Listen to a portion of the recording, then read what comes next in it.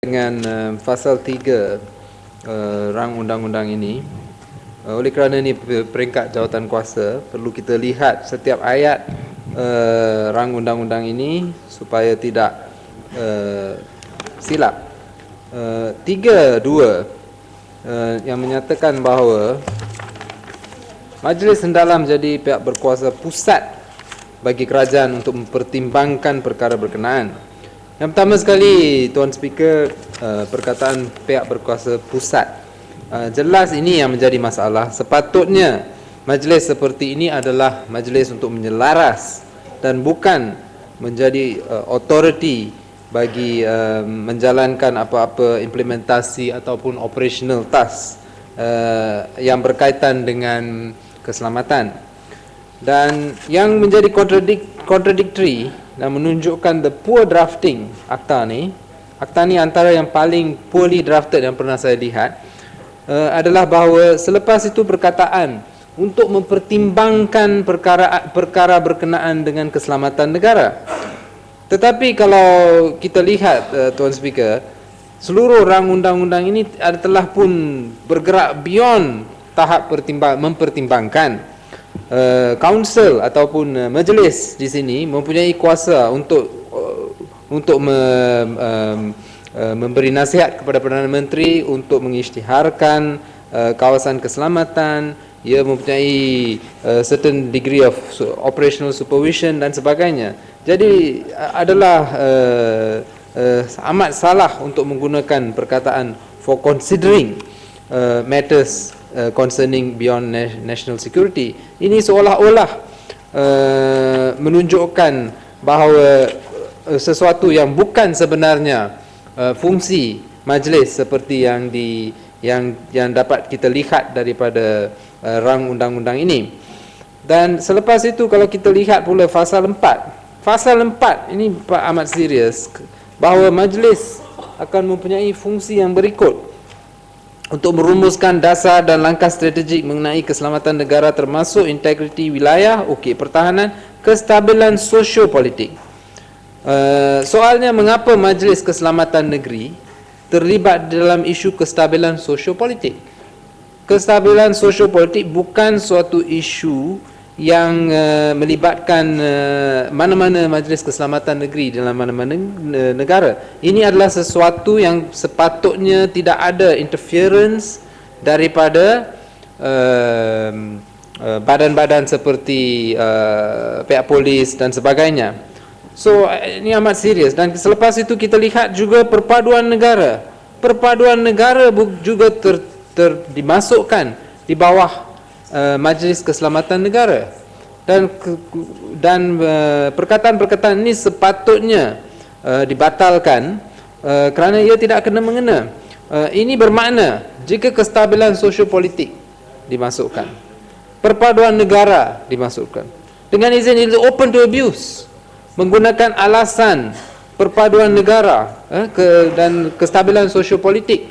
Kita akan melihat keadaan di mana Majlis Keselamatan Negara yang begitu mempunyai kuasa yang besar ini mula untuk interfere dengan izin, memasuki hal-hal politik, hal-hal yang tidak melibatkan mereka, untuk menggunakan Majlis Keselamatan Negara ini untuk mengambil tindakan-tindakan yang berbau politik dan sebagainya. Perkataan-perkataan ini jelas membuka pintu, dan saya percaya diletakkan ada sebabnya mengapa ada perkataan-perkataan seperti ini. Sumber strategik, ya, dan sekali lagi kestabilan ekonomi. Dan itu pasal 4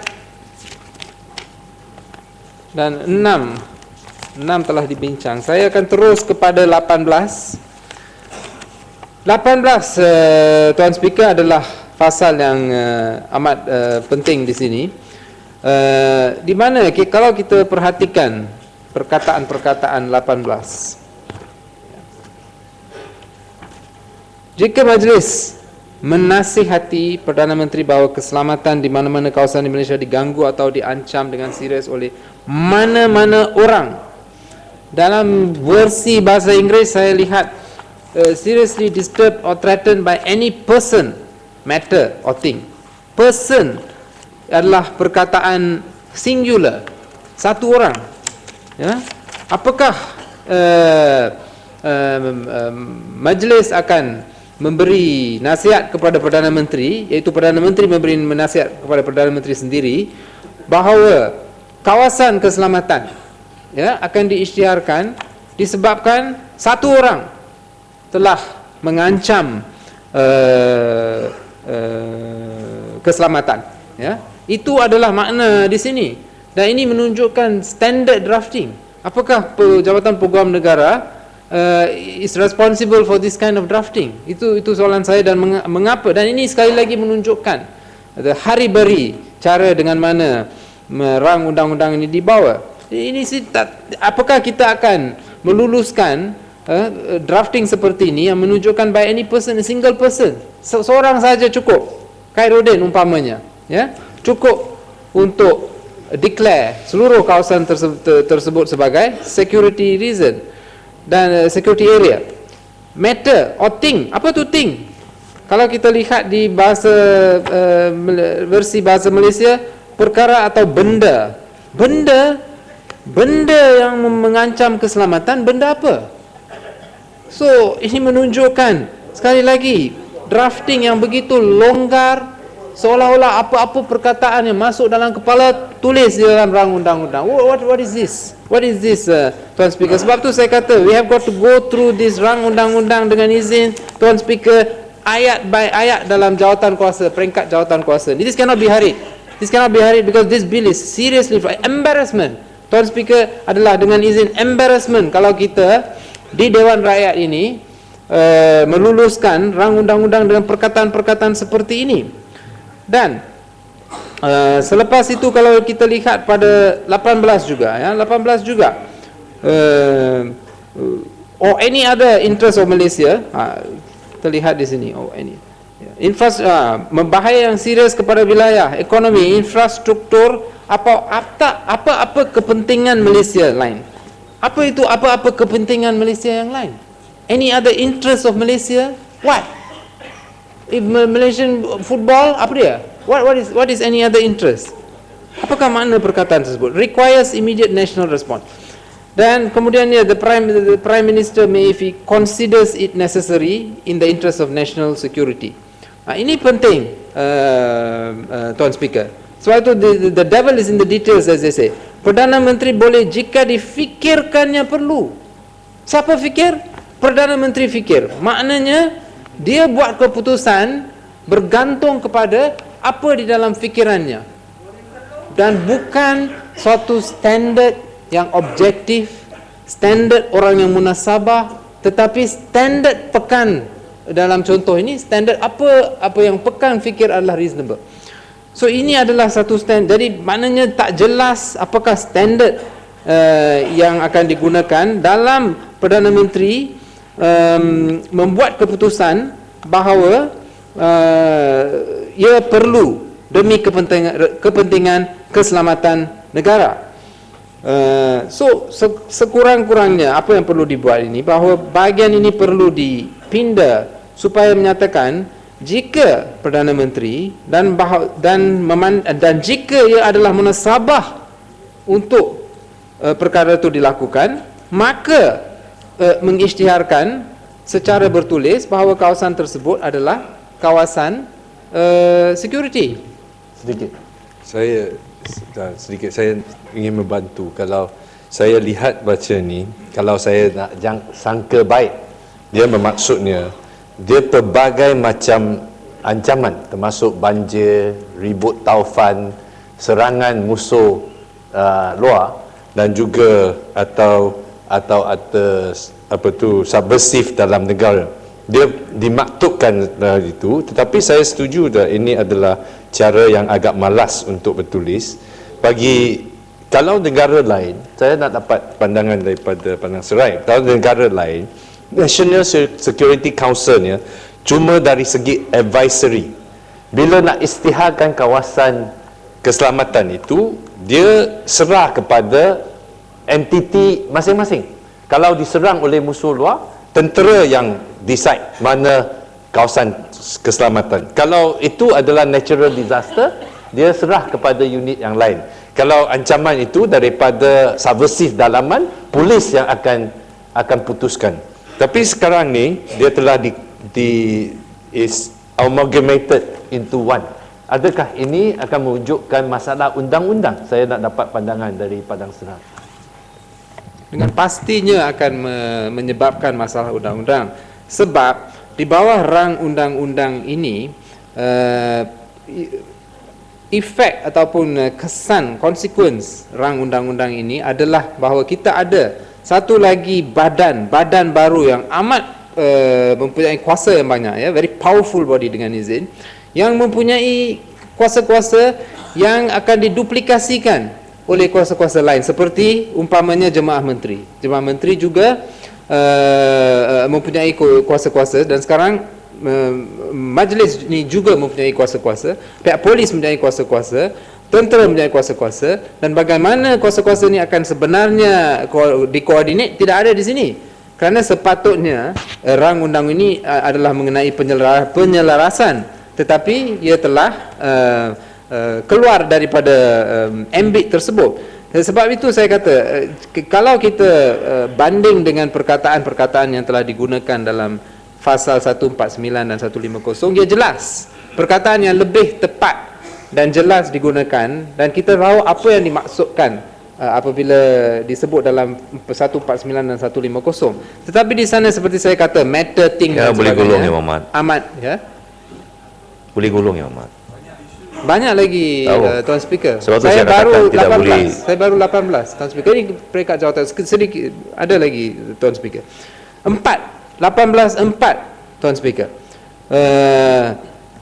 Deklarasi boleh diperbaharui oleh Perdana Menteri dari masa ke semasa. Dari masa ke semasa. Untuk tempoh yang tidak melebihi 6 bulan setiap kali, as may be specified. Ini bermakna, Tuan Speaker, bahawa tidak ada apa-apa limit ataupun batasan kepada tempoh bagi mana pengisytiharan itu boleh diperbaharui. Bertahun-tahun pun boleh. Maknanya ini adalah satu fasal yang kita perlu teliti dalam peringkat jawatan kuasa ni untuk diperbaiki, dan saya harap menteri mendengar semua ni from time to time. Sampai bila? Sampai kiamat. Mana boleh, Tuan Speaker? Ini sesuatu yang amat satu provision yang amat serius, dan meletakkan di sini not exceeding 6 months ni tak membantu. Apa guna kata not exceeding 6 months when you say it can be renewed by the Prime Minister dengan izin from time to time? Not exceeding 6 months ni adalah seolah-olah cuba menunjukkan bahawa ia tidak begitu lama, tetapi from time to time, as may be specified in the declaration. Jadi itu masalah yang amat besar. Now, pasal 5 pula, 18.5. Ini pun saya tidak faham mengapa dinyatakan bahawa a declaration made by under subsection 1 shall be published in such manner as the Prime Minister thinks necessary. Dalam bahasa Malaysia, ya. Seperti yang Perdana Menteri dari semasa-masa five, ya, mengikut apa-apa cara yang difikirkan perlu oleh Perdana Menteri. Tuan Speaker, bagaimana kita boleh ada undang-undang di mana kesemuanya adalah mengenai apa yang difikirkan oleh Perdana Menteri, sebab kita tidak tahu apa dalam fikiran pekan. Ya, macam-macam boleh difikirkan, tetapi seluruh akta ni, apa yang difikirkan oleh Perdana Menteri, apa yang difikirkan oleh Perdana Menteri. Jadi saya tidak faham bagaimana drafting seperti ini boleh dibuat. Bermakna kalau Perdana Menteri membuat keputusan untuk publish deklarasi ini dengan memberitahu semua orang di Putrajaya sahaja, itu pun adalah sesuatu yang boleh diterima. Mengapa? Kerana ia dinyatakan di sini publishing boleh dijalankan ataupun can be done as the Prime Minister thinks necessary. As the Prime Minister thinks necessary. Ya? Jadi terpulang kepada Perdana Menteri. Ia begitu subjektif. I move on. Muhammad, Dan 18.7. Ya. Ya. Kena ringkaskan juga, Muhammad. Ya, saya ringkaskan. Tapi kalau rang undang ini tidak begitu teruk, saya boleh ringkaskan lagi. Ni what kind of drafting is this? I'm sorry. I'm very sorry. Ya, I'm trying to mungkin help Muhammad here. boleh Saya nak bahas bantu. paruh, kemudian boleh yang lain orang boleh bahas yang lain, section yang lainnya. Macam mana? Ya. Ni Kerana kalau yang Muhammad bahas section 1 hingga 44, saya rasa 30 minit pun tak sempat. Ya. Tetapi Section 1 Tuan dan Speaker, 44 kapar, tetapi Tuan kita Speaker, ada had tapi masa. Tuan Speaker, Ia harus dibaca dengan had masa Ya. yang dibuat oleh speaker. Saya Ya, pun Datuk saya- Seri Pengerusi lepas ni 1 hingga 44 berbeza juga daripada Tahu. pandangan yang Saya katakan berhormat section Panas Serai. pasal 1 hingga 44, tetapi ada condition, ada had masa 10 minit. So tak bolehlah bahas daripada pasal 1 hingga pasal 44. Mungkin lain orang boleh bahas pasal yang lain. Ya. sebenarnya Tuan Speaker, 57(1) pun menyatakan setiausaha shall call the number of each clause or a number of clauses in succession. Tetapi di sini seluruh rang undang-undang dipanggil Ya. sekaligus. Saya tertakluk kepada Ya. apa yang dibagi kepada saya. Itu pun tak betul kalau dilihat 57(1). Itulah yang Tuan dibuat Speaker. oleh setiausaha A tadi, number of 1 hingga clauses. 44. Ya. Yeah. The number of clauses, not all the clauses in succession. I understand. Number of the clauses. But as it is now, I'm yeah. given here 1 to 44 and one Yeah. go. So I'm moving on. 18.7 Tuan Speaker. Tiba-tiba pula dalam 18.7 the draftsman di sini menyatakan walau apa-apa pun jua dalam subsection 23456, Perdana Menteri boleh pada bila-bila masa membatalkan perisytiharan itu. This is funny, Tuan Speaker, sebab kalau kita lihat balik pada 18.1 menyatakan bahawa whether council ataupun bila majlis menasihati Perdana Menteri, maka suatu pengisytiharan kawasan keselamatan boleh dibuat. Tetapi di 7 pula ia menyatakan Perdana Menteri boleh menarik balik deklarasi itu tanpa merujuk kepada majlis. Sebab tu saya kata problem dengan rang undang-undang ini. How can we read this clause 18 as a whole when it contradicts itself from top to bottom? Kepala kata satu benda, echo lain. Ataupun mungkin ia Freudian slip pada pihak draftsman yang menunjukkan bahawa kuasa sebenarnya di tangan Perdana Menteri. Itu masalah yang besar 18. Kemudian 20 Tuan Speaker. Director of Operations ni, the council shall appoint a director of operation, tetapi tidak ada apa-apa yang dinyatakan mengenai qualifications. Siapa ni director of operation ni? Kerana director of operations ini akan menjadi seperti seorang small dictator di negara ni ataupun di kawasan keselamatan di mana beliau menjadi director of operation. Siapa dia? Apa dia punya qualification? Where is it? Nowhere. There's nothing here. Duties and powers ada. Appointment ada. Dan tengok duties and powers 21. Berbagai-bagai kuasa yang begitu besar, tetapi kita tidak akan tahu siapa mystery man ini. Siapakah mystery man yang akan dapat job kerja ni di bawah pasal 20 atau section 20 ni? Siapa dia? Adakah punya apa-apa qualification? Kemudian 22 yang menyatakan bahawa ni mystery man director of operations ini mempunyai kuasa. Mystery man mempunyai kuasa untuk memindahkan, mengeluarkan semua orang daripada kawasan tersebut.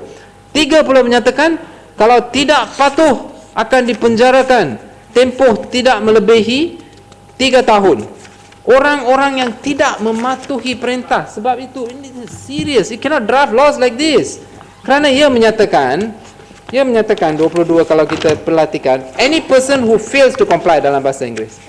Who fails to comply, ia sepatutnya tidak ada perkataan who fails intentionally, who fails recklessly. Perkataan itu langsung tidak. Bermakna apa ni? Bermakna walau apa pun seseorang yang untuk apa-apa sebab mungkin dia tidak tahu mengenai perintah tersebut. Mana tahu. Tetapi oleh kerana tidak ada elemen mens rea ataupun mental intention ataupun niat di dalam section 3 ni, bracket 3 ni, bermakna beliau akan bersalah. Bracket 3 ni sedang mencipta satu kesalahan strict liability, dan ini adalah sesuatu yang akan menyusahkan rakyat di kawasan. Sebab kalau kita lihat 23 pula, 23 bracket 3, same problem. Ini mengenai perintah berkurung. Perintah berkurung juga dinyatakan any person who fails to comply. Tidak ada mental element langsung. Maknanya kesian rakyat di kawasan tersebut yang tak tahu, yang confused, yang takut, yang ada yang sembunyi untuk sebab-sebab tersebut tidak menurut perintah, kena penjara sehingga 3 tahun. Ataupun kalau akhirnya tak didapati bersalah pun dibawa ke mahkamah, dituduh, menyusahkan rakyat walaupun mungkin mereka tidak bersalah langsung. Jadi bagaimana? Yang Mat jangan ambil 20 minit yang Mat, cukup lah ya. Tapi Tuan Speaker, ni peringkat jawatan kuasa. Cukup. Dan kesilapan begitu banyak di dalam rang undang-undang ini. What do I do? What do we do?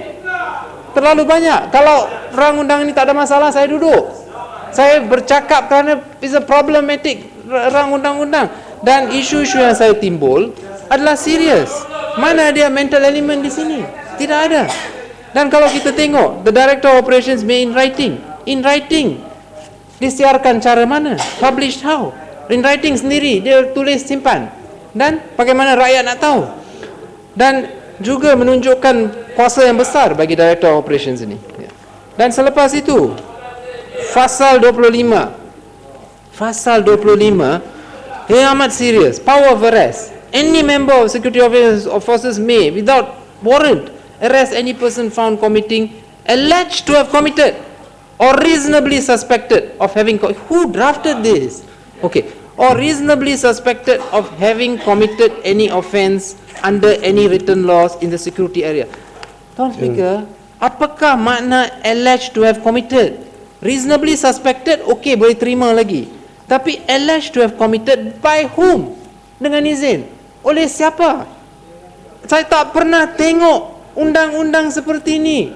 Not in 20 years of legal practice. And I think my friends from the bar also will agree with me. I have never seen a law drafted in this ridiculous manner. Yes, Batu. Padang Serai, adakah Padang Serai setuju ini lebih teruk daripada ISA? Kerana ISA hanya boleh dikeluarkan oleh IGP sendiri dan dia ada tempoh tertentu. Di sini, mana-mana anggota keselamatan, dia tak kisah rank yang mana satu, dia boleh tangkap tanpa warrant. Ini lebih teruk daripada zaman-zaman dulu. Kerana dia terlalu longgar dari segi itu. Dan mana-mana anggota keselamatan, dia termasuk tentera. Dia termasuk orang-orang yang tidak dilatih untuk menangkap penjenayah. So, apakah ini satu undang-undang yang lebih teruk daripada ISA? Tuan Speaker, saya boleh saya sambung sedikit daripada. Terima kasih Tuan Speaker, Tuan Pengerusi dan terima kasih pada Padang Serai. Ya, memang perkara Section 25 ini memang bermasalah dan kita tahu prinsip yang asas untuk bila kita merampas kebebasan seorang dengan tangkapan, ya, the power of arrest dengan izin. Prinsip yang asas yang dilaksanakan di semua bidang kuasa ialah reasonable suspicion. Itu. So jadi yang bab yang kedua itu okey, dia kata reasonably suspected of having committed. Itu adalah selaras dengan prinsip undang-undang dan prinsip di bawah artikel 5 Perlembagaan Negara. Tetapi seperti mana yang disebut tadi, alleged to have committed itu, ini memang tidak pernah disebut di mana-mana undang-undang. Dan kalau kita teliti penal code dengan kanun acara jenayah dan semua undang-undang jenayah yang berkenaan, kita tidak dapat. Dan bagi saya, ini saya minta penjelasan daripada Padang Serai.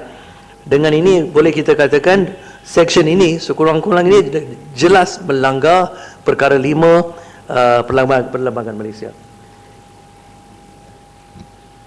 Ya. Ya, memang disebabkan oleh itu, ia jelas melanggar artikel 5, bermakna section ini adalah unconstitutional kecuali ia dipinda oleh menteri. Dan yang menterukkan lagi adalah pada hujung pasal 25, suspected of having committed any offence under any written laws. Bermakna, Tuan Speaker, bahawa apa-apa kesalahan di sini adalah apa-apa. Dalam versi bahasa Malaysia, menyatakan bahawa apa-apa kesalahan di bawah mana-mana undang-undang bertulis. Bermakna bahawa kesalahan yang tidak berkaitan pun dengan isu keselamatan juga termasuk di dalam pasal 25. Dan ini adalah sesuatu yang tidak masuk akal. Apakah tujuan meletakkan provision ini yang menjadikan kesemua kesalahan boleh ditangkap tanpa warrant, manakala ia tidak terlibat dengan kesalahan keselamatan, kecuali untuk memberi kuasa yang begitu luas kepada security forces ataupun pasukan keselamatan di dalam kawasan tersebut. Nah, pasal 26 yang menyatakan bahawa pasal 26(2) menyatakan any member of the security forces may without warrant enter and search if he suspects any premises, if he suspects that any article or thing being evidence of the commission of offence against any is likely to be found on the premises. Sekali lagi, dia memberi satu kuasa yang begitu besar kepada member of the security forces, kerana beliau tidak perlu mengesyaki secara munasabah pun. Hanya perlu suspek sahaja. Tidak ada perkataan munasabah di sana, tidak ada qualification. Dia sekali lagi memberi satu kuasa yang amat besar kepada mereka di bawah pasal 26. Ya, Padang Serai panjang sangat. Ada sekali saya pasal peringkat jawatan kuasa ada lagi. Masalah saya begitu banyak masalah, Tuan Speaker, di dalam rang undang-undang ini. Ya, Kalau kita lepaskan, kita akan disalahkan akhirnya. At least I've got to put it on record. I'm sure the minister sedang dengar dan saya percaya beliau akan membuat pindaan tersebut. 30 Tuan Speaker, pasal 30. Saya dah lompat beberapa pasal. 30, power to take temporary possession of land, building or movable property. Tuan Speaker, temporary possession apa makna? Tidak ditarifkan untuk berapa lama, apa batasannya. Sebab kita mesti ingat, kalau kita lihat balik kepada pasal 18, pasal 18 membenarkan Perdana Menteri melanjutkan pengisytiharan security area tersebut indefinitely, 6 bulan sampai bila pun boleh. Bermakna apabila kita menyatakan temporary possession sehingga bila? Bermakna kita boleh ambil tanah orang, kita boleh ambil bangunan orang, kita boleh ambil rumah orang untuk berapa lama? Dan mengapa kita perlu toleransi pasal-pasal seperti ini, dan bagaimana pasal-pasal seperti ini yang begitu wide, yang begitu menindas, perlu kita luluskan. Ini kesannya atas rakyat biasa yang akan berada di dalam mana-mana kawasan security yang diisytiharkan oleh Perdana Menteri. 31, demand for resources. Ini pun tidak adalah satu provision ataupun permintaan bagi penggunaan sumber yang begitu luas. Apa-apa pun boleh diminta. Ini daripada mana-mana rakyat yang berada di kawasan tersebut. Begitu, dan tidak ada perincian di dalam section ini ataupun pasal ini mengenai what kind of resources. Hanya menyatakan resources tersebut includes utilities and assets. Bermakna selain daripada utilities and assets, apa-apa lain pun boleh diambil daripada oleh Director Operations. Lembu, kucing, kambing semua boleh diambil kalau menurut 31 tu. Saya drafting begitu serius. Yang paling serius saya datang kepada ni, Tuan Speaker, 34 Tuan Speaker pun akan takut apabila baca, kerana ia menyatakan apa? Ya, penggunaan ya, kita Malay version 34 bahasa Malaysia version. Okey. Penggunaan kekerasan dibenarkan, ya, dibenarkan untuk melindungi nyawa. 1, 2, untuk melindungi kawasan keselamatan itu atau mana-mana bahagian kawasan keselamatan itu terhadap ancaman serangan bersenjata. Kalau kita lihat yang kedua tu, melindungi kawasan keselamatan itu, bermakna ahli security forces itu boleh menggunakan deadly force, termasuk membunuh, hanya semata-mata untuk melindungi kawasan keselamatan. Tuan Speaker, yang itu adalah in direct contradiction dengan IGSO, Inspector General Standing Orders. Sekarang kita ada rang undang-undang yang bercanggah dengan Inspector General Standing Orders, kerana saya boleh memberitahu Dewan, saya telah membaca Inspector General Standing Orders kerana diberikan dalam kes di mahkamah, bahawa menurut Inspector General Standing Orders hanya boleh melepaskan tembakan dan sebagainya, membunuh jika nyawa seseorang itu diancam, nyawa anggota keselamatan ataupun nyawa orang awam diancam. Sekarang kita ada dua ni yang bercanggah dengan itu dan juga bercanggah dengan undang-undang kita, termasuk kes mahkamah yang telah pun diputuskan sebelum ini, kes Norizan Saleh, yang menyatakan bahawa deadly force hanya boleh digunakan di keadaan yang di mana nyawa nyawa ataupun grievous bodily harm diancam. Jadi yang mana ni? Padang Serai tak bercadang untuk memberi laluan kepada Yang Berhormat yang lain untuk turut berbahas.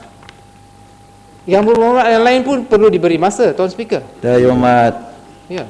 Ya. Bukan salah kita, Tuan Speaker. Saya Yang Berhormat, kalau Yang Berhormat ambil masa 30 minit terlalu panjang Yang Berhormat. Ya.